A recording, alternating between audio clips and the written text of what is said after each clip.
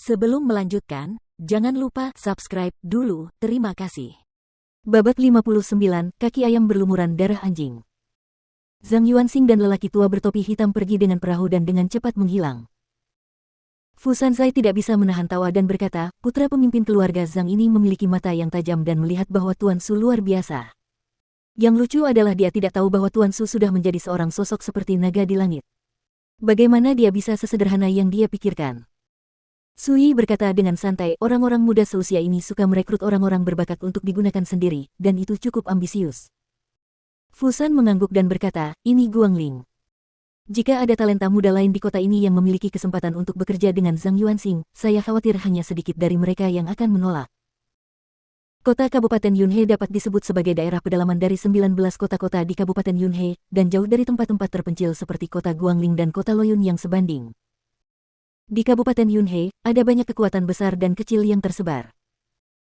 Di antara mereka, ada 4 kekuatan teratas, yaitu Rumah Junsou, yang melayani dinasti Zhou besar, dan Rumah Pedang Qinghe, kekuatan budidaya nomor 1 di Kabupaten Yunhe. Dua lainnya adalah keluarga Zhang dan keluarga Yuan. Di depan 4 kekuatan teratas ini, kekuatan lain jauh lebih rendah. Sebagai putra pemimpin klan Zhang Yuanxing, bisa dibayangkan status bangsawannya. Seperti tadi, saat menghadapinya, Fusan harus bersikap sopan. Sambil berbincang, mereka berdua sudah berjalan ke depan dan sampai di depan hutan bambu yang lebarnya hanya 3 kaki. Hutan bambu berwarna hijau dan lebat, dipenuhi kabut tipis dan energi spiritual. Hanya terdapat belasan bambu giok hijau dewasa, dan lainnya banyak namun belum benar-benar terbentuk. Bambu giok hijau dewasa hanya setebal lengan dan tingginya tidak lebih dari 1 kaki. Batangnya bening dan tembus pandang seperti batu giok, seolah diukir dari jasper terbaik. Fusan memegang cangkul pendek di tangannya dan berkata sambil tersenyum, apapun yang Tuan Su suka, katakan saja. Sui tidak sopan, dan setelah melihat sekilas, dia memilih salah satu bambu giok. Fusan segera melangkah maju dan menggali tanah dengan cangkul pendek, bahkan menggali akar bambu spiritual. Bagaimanapun, ini adalah benda spiritual, akar dan daunnya bisa dijadikan obat, dan batangnya bisa dijadikan bahan spiritual. Tuan Su, mari kita lihat apakah ada yang menarik perhatian kita. Fusan berkata sambil tersenyum. Alasan dia membawa Sui ke sini hari ini adalah untuk berbagi sebagian harta karun di Pulau Lingzhou dengan Sui, agar mereka lebih dekat. Sui berpikir dalam hati, jika kamu bisa, beri aku 2 lagi. Dia sendiri yang memilih bambu spiritual giok hijau, yang kualitasnya bagus.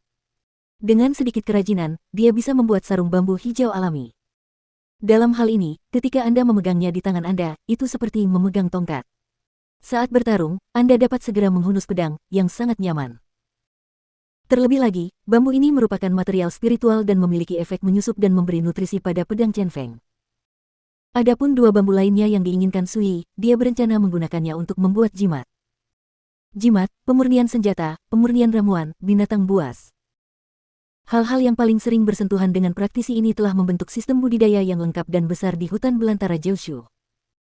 Beku tingkat rendah manapun dapat membicarakan pengetahuan ini. Sui dihormati sebagai penguasa 10.000 dao di kehidupan sebelumnya, jadi dia pasti tidak tahu cara menyempurnakan jimat. Sayangnya, ini adalah benua Changqing, di mana energi spiritualnya kurang dan tandus. Sedemikian rupa sehingga meskipun Anda ingin menyempurnakan jimat, hampir sulit untuk menemukan materi spiritual yang cocok. Bambu giok hijau di depan saya dapat dianggap sebagai materi spiritual kelas 2, dan hampir tidak dapat menahan kekuatan beberapa jimat paling dasar. Sui tidak akan pernah melewatkannya. Selanjutnya, Fusan pertama-tama menggali 2 batang bambu giok dewasa, lalu menggali rebung yang tersembunyi di dalam tanah, dan menyerahkan semuanya kepada Sui. Dia tersenyum dan berkata, Tuan Su, rebung bambu giok ini adalah benda langka. Ia memiliki energi spiritual yang kaya dan daging yang lezat. Biasanya, tidak ada yang mau menikmatinya. Terima kasih banyak. Sebagai ucapan terima kasih, Fusan melambaikan tangannya dan berkata, Tuan Su, Anda tidak perlu bersikap sopan.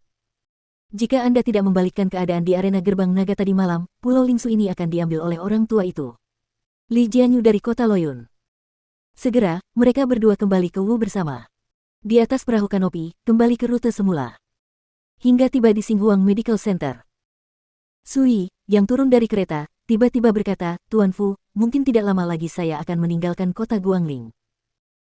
Fusan terkejut sejenak, lalu berkata dengan emosi, Fu punya firasat bahwa dengan metode Tuan Su, tidak mungkin tinggal di tempat kecil seperti kota Guangling untuk waktu yang lama, tapi saya tidak menyangka hal itu akan terjadi secepat itu. Setelah jeda, dia ragu-ragu, apakah Fu tahu di mana Tuan Su berencana pergi? Kabupaten Yunhei. Sui berkata dengan santai. Dia telah berlatih di King He Jianfu selama 3 tahun dan relatif akrab dengan Kabupaten Yunhei. Dan sekarang dia telah memulai pemurnian tulang, langkah selanjutnya adalah memasuki alam pengumpulan Qi. Hanya di tempat yang kaya dan makmur seperti Kabupaten Yunhei dia dapat menemukan sumber daya pelatihan yang dapat memuaskan alam pengumpulan Qi. Fusan mengangguk dan berkata, kapan Tuan Su berencana berangkat? Sui berpikir sejenak dan berkata, paling lama. Tidak lebih dari sebulan. Hukum Wen Lingsui untuk kembali. Saya juga ingin pergi ke Guimuling untuk jalan-jalan. Sebelum pergi, Fusan tiba-tiba teringat sesuatu dan berkata, ngomong-ngomong, Tuan Su, menurut Anda bagaimana Fu harus membalas Zhang Yuanxing? Fu mengerti. Fusan terkejut sesaat, lalu tersenyum dan berkata, saat Tuan Su pergi, Fu secara pribadi akan mengantarnya pergi. Sui masuk ke pusat medis Xinghuang. Paman. Tiba-tiba, Hukuan, Wu Guangbin dan lainnya yang sedang sibuk di klinik medis, serta para pelayan, semua menghentikan gerakan mereka dan memandang Sui. Ada kekaguman dan kekaguman dalam ekspresi mereka. Kabar dari perjamuan Longmen tadi malam telah menimbulkan sensasi di kedua sisi Sungai Dacang, menyebar ke seluruh kota Guangling, dan menimbulkan gelombang yang tak terhitung jumlahnya. Siapa yang tidak tahu kalau yang menjadi juara pertama kompetisi Gerbang Naga ini adalah Sui. Oleh karena itu, ketika mereka melihat Sui muncul di rumah sakit, mentalitas dan mata semua orang telah mengalami perubahan yang mengejutkan. Setiap orang dapat melakukan urusannya sendiri. Sui memberikan instruksi, lalu mendatangi Hukuan dan bertanya. Manajer Hu, apakah dia tahu pengumpul ramuan mana yang paling mengetahui situasi di Guimuling? Paman, tempat hantu itu sangat berbahaya. Sangat sedikit orang yang pergi ke sana pada waktu biasa. Apa yang akan kamu lakukan? Sui berkata, jangan gugup, saya hanya ingin bertanya tentang beberapa informasi yang berkaitan dengan punggung Bukit Guimu.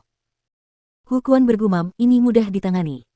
Di antara ribuan pengumpul ramuan yang dipekerjakan oleh keluarga Wen kami, beberapa dari mereka pasti mengetahui hal ini. Tunggu saya membantu Anda mengetahuinya. Oke, saya akan pergi masalah ini bagimu. Jangan khawatir, Paman, aku berjanji akan menyelesaikan ini hari ini. Hukuan menepuk dadanya dan berkata sambil tersenyum. Tadi malam, dia cukup beruntung bisa diajak oleh Sui untuk menghadiri perjamuan Gerbang Naga. Apa yang dia lihat dan dengar seperti membuka pintu ke dunia baru. Dia berada dalam keadaan gembira dan gembira sepanjang malam. Pengalaman seperti ini cukup untuk dia banggakan seumur hidup. Sui tidak tinggal lebih lama lagi dan pergi. Namun, ketika dia kembali ke Xinghuang Xiaoju, dia tiba-tiba menemukan sosok cantik berdiri di halaman, seolah dia telah menunggu lama.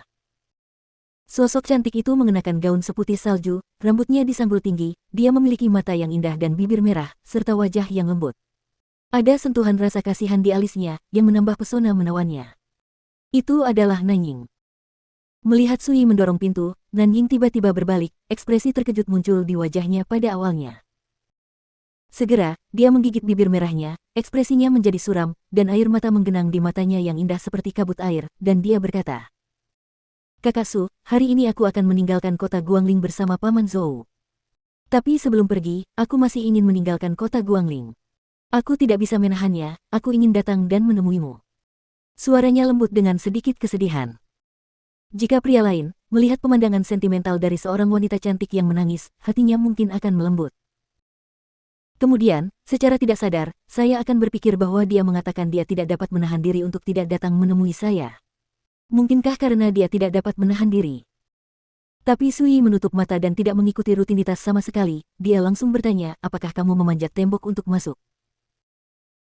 Wajah Nanying yang lemah dan sedih menjadi kaku tanpa terasa, dan anehnya suasana menjadi sunyi.